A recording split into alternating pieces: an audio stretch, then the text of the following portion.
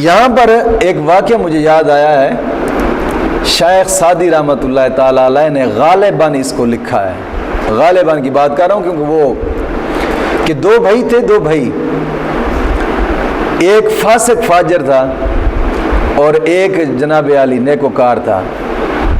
فاسق فاجر کے مرنے کا وقت قریب آیا نا تو نیکوکار اسے کہنے لگا کہ میں تجھے کہتا تھا نا فسق و فجور نہ کر، چھوڑ دے گناہوں کو، اب کیا بنے گا تیرا؟ تو وہ فاسق فاجر آدمی جو تھا بھائی وہ کہہ رہا تھا میں تجھ سے سوال کرتا ہوں، بتا اگر میرا فیصلہ اللہ رب العزت میری ماں کے ہاتھ میں کہہ دے کہ میری ماں کے ہاتھ میں کر دے تو وہ کیا فیصلہ کرے گی؟ وہ بھائی کہنے لگا ماں تو چاہتی ہے کہ تو جنت میں جا۔ تو وہ فاسق فاجر کہنے لگا اللہ والیا، وہ رب ماں سے کئی گنا زیادہ ہم سے پیار کرتا ہے، وہ ماں سے کئی گنا ہم سے زیادہ پیار کرتا ہے، یہ بات کہہ کر ہی وہ فوت ہو گیا۔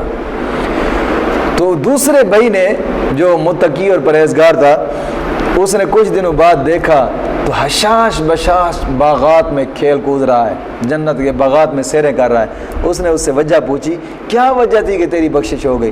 اس نے کہا وہی آخری بات جو میں نے کہی تھی نا، اپنے رب کی رحمت پر میں نے بھروسہ کیا تھا، بس اسی بھروسے کی وجہ سے رب تعالیٰ نے میری بخشش فرما دی ہے اور میرے پلے میں کچھ نہیں تھا، اس کی رحمت بڑا حق ہے۔